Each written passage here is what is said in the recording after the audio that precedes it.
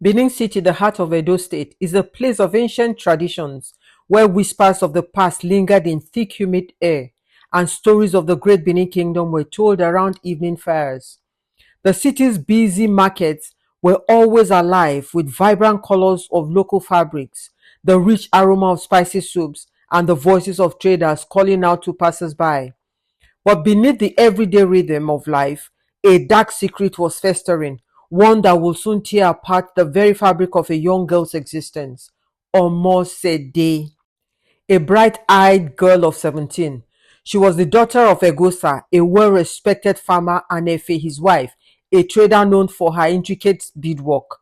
Their small compound was located on the outskirts of the city, where the urban sprawl began to blend with the lush green countryside. Omosedeh's life, though modest, was filled with love, laughter, and the promise of a bright future. She often helped her mother weave the colorful beads that adorned their small shop in the market, while her father taught her about the crops that sustained their family. But that peace was shattered on a stormy night when tragedy first struck. Omosedeh's father, Egosa, had passed. Efe, Egosa's widow, and Omosedeh's mother was determined to find the truth, to uncover the person behind this dreadful act. She had her suspicions, but they all pointed to one man, her brother-in-law, Osage. He had always been an envious man full of malice and greed. But before Efe could act, before she could bring her suspicions to light, she fell ill.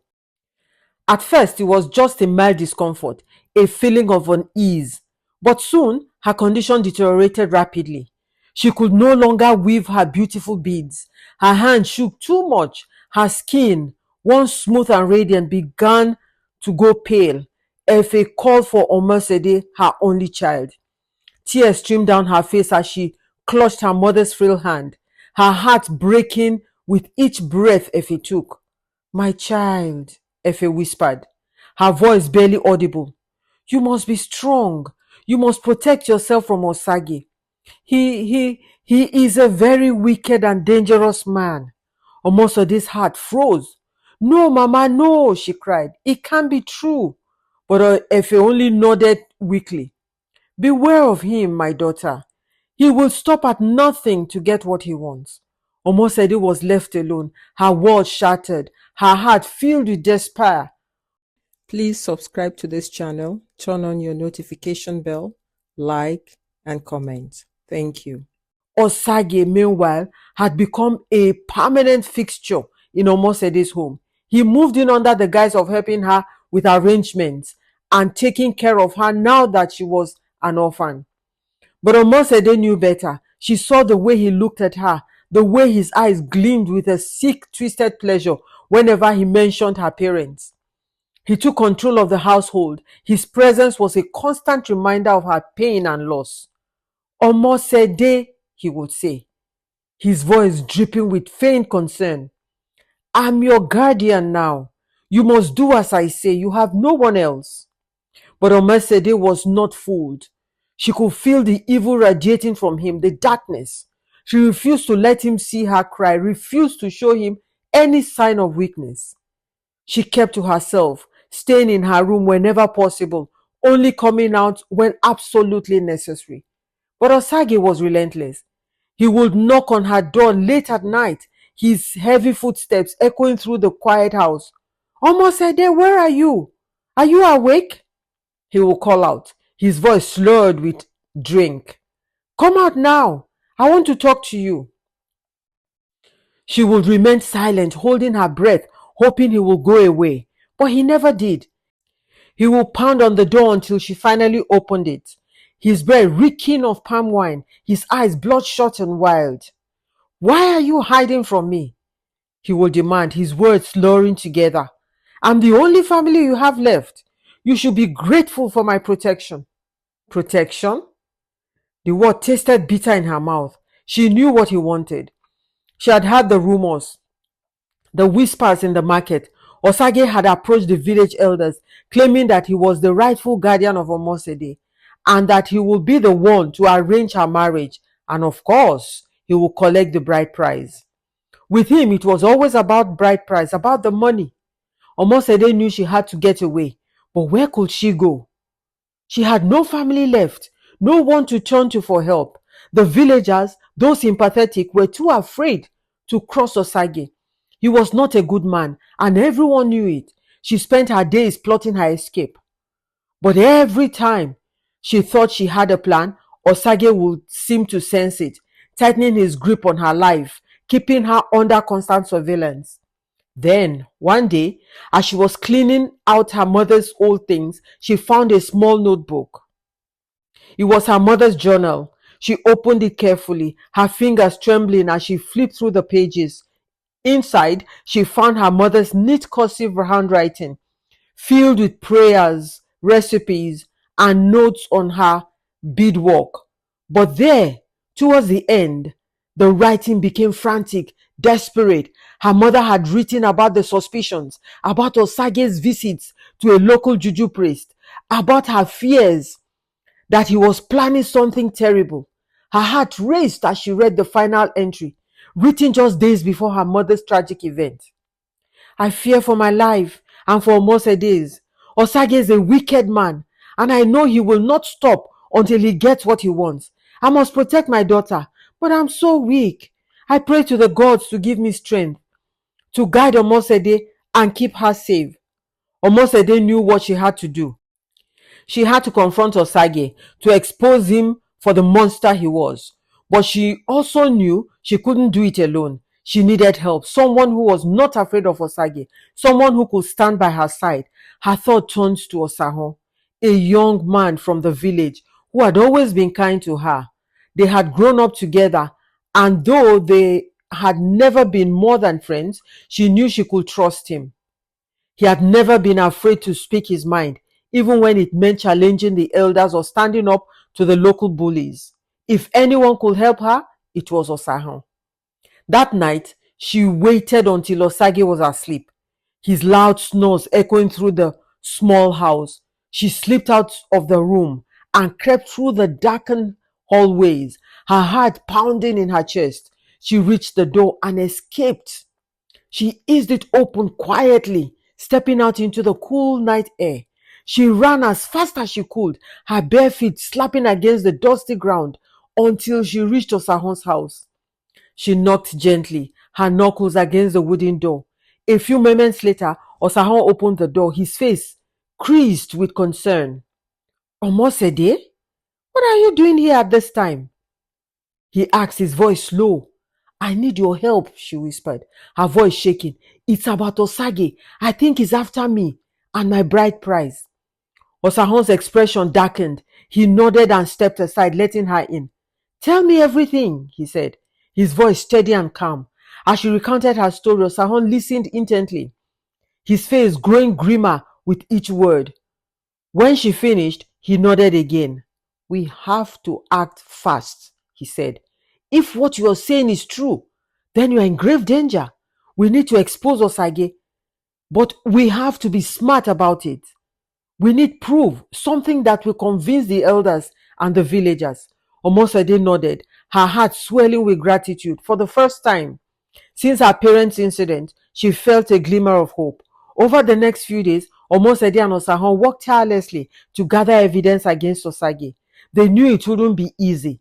He was a cunning man, always careful to cover his tracks, but they were determined. They followed him whenever and wherever he left the house, watching every of his move, listening to his conversations. They visited the local juju priest, pretending to seek guidance, and learned that Osage had indeed been a frequent visitor, always asking for powerful charms and potions. Then, one night, as they were hiding near the village square, they saw him meeting with a shady-looking man. They couldn't hear everything, but they caught enough to understand that Osage was planning something big, something that would rid him of Omosedeh once and for all. We have to stop him, Omosedeh whispered, her voice filled with determination.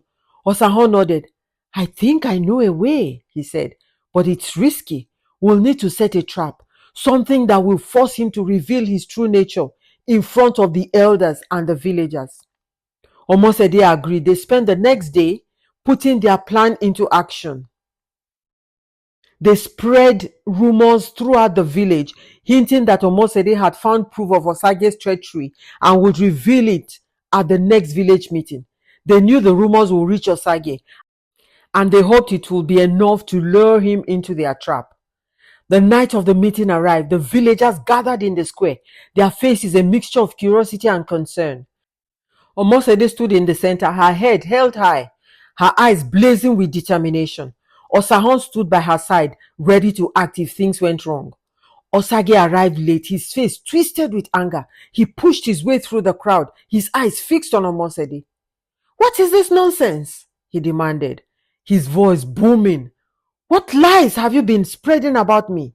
Omosedeh took a deep breath and stepped forward.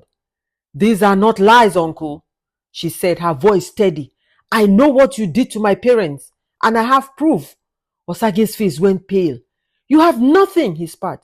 "You are just a foolish girl with no one to protect you." But at that moment, Osahon stepped forward, holding up a small vial. "Actually, we do have proof," he said, his voice loud and clear.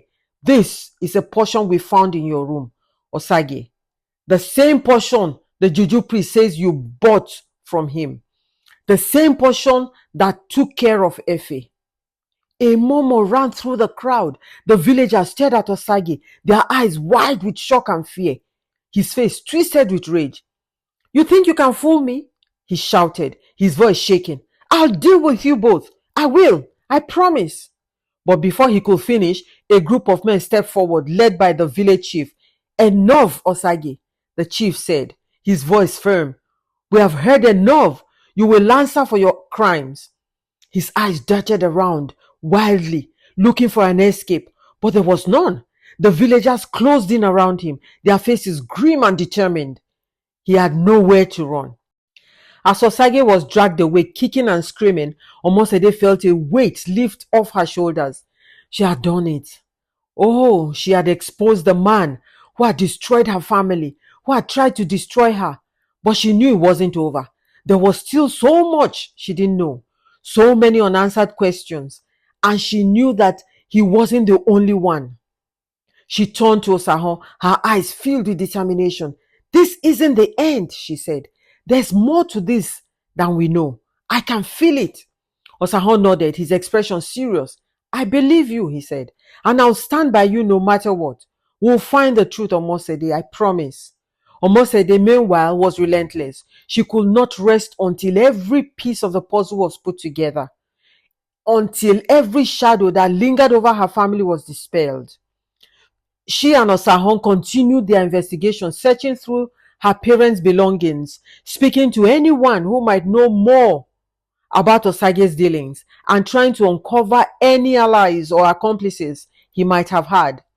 One evening, while searching through her mother's journal once again, Omosedeh found a hidden compartment in the back of the cover.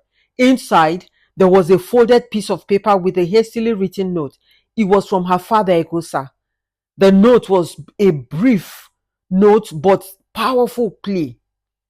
"If anyone happens to find me, find the priestess. She knows everything. She can help you." Omosedeh's heart raced. This was it. A new lead, a new hope. She showed the note to Osahon, and together they set out to find the priestess. She was said to live deep in the forest, far from the village, where few dared to venture. The journey was steep. The thick underbrush tearing at their clothes and the sound of unseen creatures echoing around them. But Omosedeh pressed on, driven by the need for answers, by the burning desire to finally put an end to the nightmares that had plagued her. At last, they arrived at a small humble shrine nestled between ancient trees. The air was heavy with incense, and the sound of soft chants drifted through the air. The priestess, an old woman with piercing eyes and a voice that seemed to come from the earth itself, was waiting for them. "I have been expecting you," she said, her gaze fixed on Omosedeh. "Your father came to me before the unfortunate incident." Omosedeh's eyes filled with tears. "Please," she begged, "tell me what happened. Tell me how I can end this, Iye." The priestess nodded and motioned for them to sit. She began to tell them the story of a long-standing feud between Omosedeh's father Egosa and a powerful shadowy figure known only as the Hand of the Village, a man who dealt in dark magic and secrets, who had used Osage as a pawn in his own game of power and control. It was the Hand of the Village who had convinced Osage to carry out his evil plans against Efe, all in the pursuit of wealth and influence. But why? Omosedeh asked, her voice breaking. Why destroy my family? Your father was loyal to the old ways, the priestess explained. He knew the secrets of the land, secrets that the Hand of the Village wanted to control. Your father refused to betray his heritage, his ancestors. Omosedeh's heart ached with both sorrow and rage. She had thought that bringing Osage to justice would be the end, but now she realized that he was just a part of a much larger and more sinister plan. What can I do, Iye? She asked. How can I stop him? The priestess said, You have the strength of your ancestors within you, child. The Hand of the Village is not invincible. He is a dark demon that terrorizes the community. He must be brought to justice. He thrives on fear and secrecy. You must bring his deeds to light. Expose him for what he is. Only then will his power be broken. Omosedeh nodded, determination hardening her resolve. I will do it, Iye, she said. I will make him pay for what he has done. With the guidance of the priestess, Omosedeh and Osahon returned to the village with a new plan. They will face the Hand of the Village and force him into the open, where his secrets will be laid bare for all to see. They spread word throughout the village that they had uncovered new evidence, something that would shake the very foundations of power in Benin City. On the night of the final confrontation, the villagers gathered once more in the square, their eyes wide with fear and anticipation. Omosedeh stood before them, her voice strong and clear as she recounted the tale of the priestess, exposing the Hand of the Village for what he truly was, a coward hiding behind black magic and manipulation. Please subscribe to this channel, turn on your notification bell, like and comment. Thank you. As she spoke, a hush fell over the crowd. Then, from the shadows, a figure stepped forward. He was tall. He was imposing, his face obscured by a dark hood. The air around him seemed to ripple with vicious energy. So, the little girl thinks he can challenge me? The voice of the Hand of the Village was cold and mocking. You have no idea what forces you're dealing with, he said to Omosedeh. Omosedeh stood her ground, her eyes locked onto his. I am not afraid of you, she said. You are nothing but a man who hides in the dark, and now the whole village sees you for what you are. The Hand of the Village laughed, a low and menacing sound. You think you can defeat me with words? I will destroy you. You can ask your parents. But as he raised his hands, preparing to unleash whatever dark power he wielded, something extraordinary happened. The villagers, inspired by Omosedeh's bravery, stepped forward, forming a circle around her and Osahon. They began to chant, a low rhythmic sound that grew louder and more powerful with each passing moment. It was an ancient chant, one that had been passed down through generations, a chant of protection and unity. The Hand of the Village hesitated, a flicker of uncertainty crossing his face. The power of the chant seemed to weaken him and drain him of his strength. His form wavered, and for a moment, he looked almost like an ordinary man, stripped of his dark aura. Omosedeh seized the moment. This is the end of you, she said, her voice ringing out. You have no power here anymore. Your darkness has no place in this village and in our lives.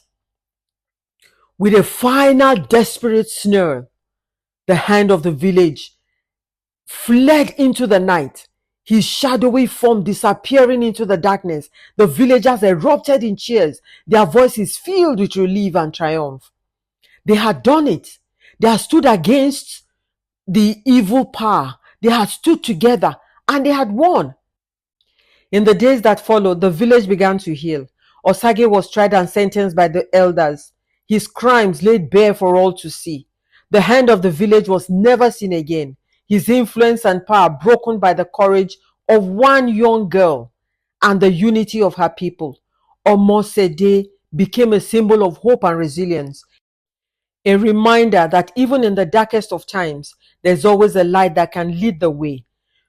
Osaho and herself remained close, their bond strengthened by the trials they had faced together. As the sun rose over Benin City each morning, casting its warm glow over the village, Omosedeh knew that her parents were watching over her, proud of the strength and courage she had shown. She had faced the darkness and emerged victorious. And now she was ready to begin a new chapter in her life, a chapter filled with hope, with promise, and with the knowledge that no matter what came her way, she would never be alone. The shadows of the past had been banished, and a new dawn had come.